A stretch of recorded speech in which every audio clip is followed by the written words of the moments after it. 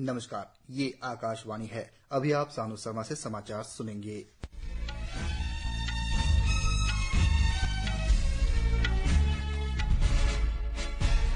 पहले मुख्य समाचार। प्रधानमंत्री आज प्रत्यक्ष लाभ अंतरण के माध्यम से प्रधानमंत्री विकास सम्मान निधि के अंतर्गत करीब 9 करोड़ 26 लाख लाभार्थी किसानों को 20,000 करोड़ रुपए से अधिक की 17वीं किस्त जारी करेंगे। राष्ट्रीय सुरक्षा सलाहकार अजीत डोभाल ने भारत और अमेरिका के बीच महत्वपूर्ण तथा उभरती प्रौद्योगिकी ICET पर दोनों देशों की पहल के बारे में कल नई दिल्ली में एक बैठक की अध्यक्षता की। देशों की आर्थिक स्थिति का आकलन करने वाली रेटिंग एजेंसी फिच ने चालू वित्तीय वर्ष 2024-25 के लिए भारत का सकल घरेलू उत्पाद यानी GDP वृद्धि दर अनुमान 7% से बढ़ाकर 7.2% कर दिया है। वैश्विक ख्याति प्राप्त फिल्म निर्माता विनोद गनात्रा को फिल्म में उनके योगदान के लिए दक्षिण अफ्रीका के प्रतिष्ठित Nelson Mandela life time achievement award से सम्मानित किया गया है। अब समाचार विस्तार से। प्रधानमंत्री नरेंद्र मोदी आज प्रत्यक्ष लाभ अंतरण के माध्यम से प्रधानमंत्री किसान सम्मान निधि के अंतर्गत करीब 9 करोड़ 26 लाख लाभार्थी किसानों को 20,000 करोड़ रुपए से अधिक की 17वीं किस्त जारी करेंगे। अब तक 11 करोड़ से अधिक पात्र किसान परिवार प्रधानमंत्री किसान योजना के अंतर्गत 3,04,000 करोड़ रुपए से अधिक का लाभ प्राप्त कर चुके हैं। इस कार्यक्रम के दौरान प्रधानमंत्री कृषि सखी के रूप में स्व सहायता समूहों की 30,000 से अधिक महिलाओं को प्रमाण पत्र भी वितरित करेंगे। प्रमाण पत्र वितरण का यह कार्यक्रम लखपति दीदी कार्यक्रम के उद्देश्य के अनुरूप है। श्री मोदी वाराणसी में प्रधानमंत्री किसान सम्मान निधि सम्मेलन में भाग लेंगे। वे कल बिहार के लिए रवाना होंगे। आकाशवाणी संवाददाता ने खबर दी है कि तीसरी बार प्रधानमंत्री बनने के बाद श्री नरेंद्र मोदी का यह पहला वाराणसी दौरा है। प्रधानमंत्री ने किसान कल्याण के लिए सरकार की प्रतिबद्धता दर्शाते हुए प्रधानमंत्री किसान सम्मान निधि की 17वीं किस्त जारी करने संबंधित पहली फाइल पर हस्ताक्षर किए हैं। राष्ट्रीय सुरक्षा सलाहकार अजीत डोभाल ने भारत और अमेरिका के बीच महत्वपूर्ण तथा उभरती प्रौद्योगिकी ICET पर दोनों देशों की पहल के बारे में कल नई दिल्ली में एक बैठक की अध्यक्षता की। इस दौरान अमेरिका के राष्ट्रीय सुरक्षा सलाहकार जेब सुलिवन भी उपस्थित थे। बैठक में श्री डोभाल तथा श्री सुलिवन ने रणनीतिक रूप से महत्वपूर्ण प्रौद्योगिकी में समझदारी को और आगे बढ़ाने पर अपने दृष्टिकोण साझा किए। अमेरिका ने कहा है कि दोनों पक्षों ने सह उत्पादन, सह विकास और अनुसंधान तथा विकास के अवसरों पर ध्यान केंद्रित करने का लक्ष्य निर्धारित किया है। इस बैठक में समान विचारधारा वाले देशों के साथ समन्वय बढ़ाकर प्राथमिकता वाले और प्रौद्योगिकी के उभरते क्षेत्र में महत्वपूर्ण गतिविधियों के लिए सहयोग बढ़ाने की प्रतिबद्धता को व्यक्त की गई। अमेरिका और भारतीय नागरिकों तथा दुनिया भागीदारी के लिए सुरक्षित, विश्वसनीय तथा लागत प्रतिस्पर्धा प्रौद्योगिकी समाधान प्रदान करने पर ध्यान केंद्रित किया गया है।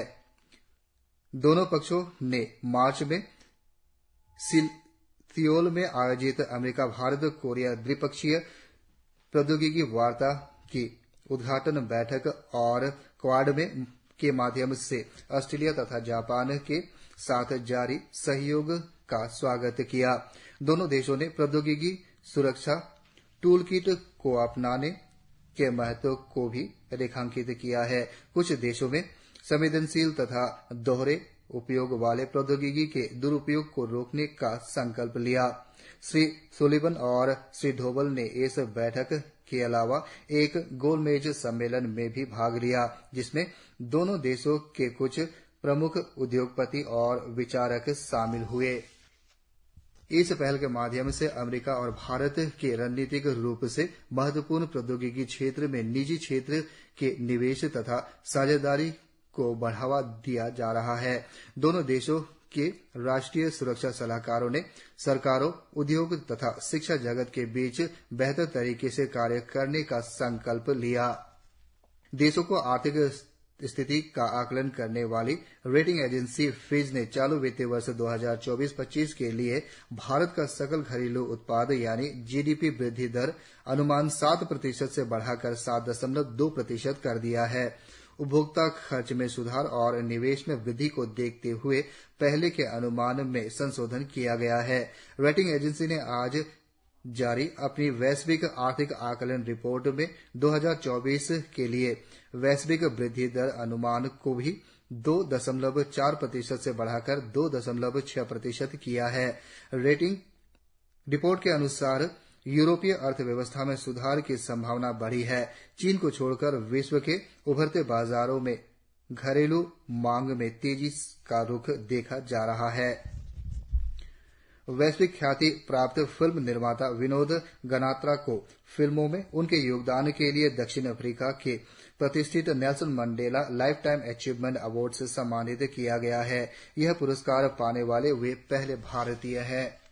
बाल सिनेमा में उल्लेखनीय योगदान के लिए 7वें नेल्सन मंडेला बाल फिल्म महोत्सव में उन्हें इस प्रतिष्ठित पुरस्कार से सम्मानित किया गया। विनोद गनात्रा ने 400 से अधिक वृत्तचित्र का निर्देशन और संपादन किया है। इसके अलावा उन्होंने बच्चों और युवाओं के लिए 25 बहुभाषी टीवी कार्यक्रम भी बनाए हैं। प्रधानमंत्री नरेंद्र मोदी 21 जून को श्रीनगर में 10वें अंतर्राष्ट्रीय योग दिवस समारोह में भाग लेंगे। इस वर्ष अंतर्राष्ट्रीय योग दिवस का विषय है स्वयं और समाज के लिए योग। केंद्रीय आयुष मंत्री प्रताप राव जाधव ने आज नई दिल्ली में संवाददाताओं से बातचीत में कहा कि इस वर्ष का विषय व्यक्तिगत और सामाजिक कल्याण को बढ़ावा देने में योग की दोहरी भूमिका के महत्व को दर्शाता है। उन्होंने कहा कि हाल के वर्षों में लाखों लोगों की उत्साहपूर्ण भागीदारी से समुदायों पर योग के गहरे प्रभाव का पता चलता है। इस अवसर पर श्री जाधव ने दृष्टिबाधित लोगों की सुविधा के लिए ब्रेल लिपि में एक सामान्य योग प्रोटोकॉल पुस्तक का विमोचन किया। उन्होंने योग पर प्रोफेसर आयुष्मान कार्मिक का लोकार्पण भी किया। यह पुस्तक बच्चों को रुचि और मनोरंजन के साथ योग सीखने और अभ्यास करने में मदद करेगी। प्रधानमंत्री नरेंद्र मोदी ने ग्राम पंचायत प्रमुखों से योग और मोटे अनाज के बारे में जागरूकता फैलाकर समग्र स्वास्थ्य को एक जन आंदोलन बनाने का आग्रह किया है। प्रधानमंत्री ने ग्राम प्रधानों को लिखे पत्र में कहा है कि पंचायत परिषद, स्कूलों, आंगनबाड़ियों, सामुदायिक स्वास्थ्य केंद्र पर योग आधारित कार्यक्रम का आयोजन लोगों और विशेषकर युवाओं को स्थायी और तनाव मुक्त जीवन शैली अपनाने के लिए प्रेरित करेगा। 10वें अंतर्राष्ट्रीय योग दिवस के लिए ग्राम पंचायतों के सभी निवासियों को शुभकामनाएं देते हुए श्री मोदी ने इस आयोजन को योग के वैश्विक प्रभाव और लोगों के जीवन पर इसके सकारात्मक असर का प्रमाण बताया। प्रधानमंत्री ने यह भी कहा कि योग देश की प्राचीन संस्कृति का एक उपहार है जो समग्र स्वास्थ्य में सहायक है। योग का अभ्यास शारीरिक और मानसिक रूप से मजबूत बनाता है। उन्होंने कहा कि योग और मोटा अनाज यानी श्री अन्न शरीर और मस्तिष्क के लिए आवश्यक है। अरुणाचल प्रदेश में लगातार वर्षा जारी है। मूसलाधार वर्षा के कारण भूस्खलन और बाढ़ के कारण कई अंदरूनी इलाकों में सड़कें बाधित होने की खबर है। पापुमपारे जिले के दुईमुख इलाके में यातायात बाधित होने के कारण सवेरे से यात्री फंसे हुए हैं।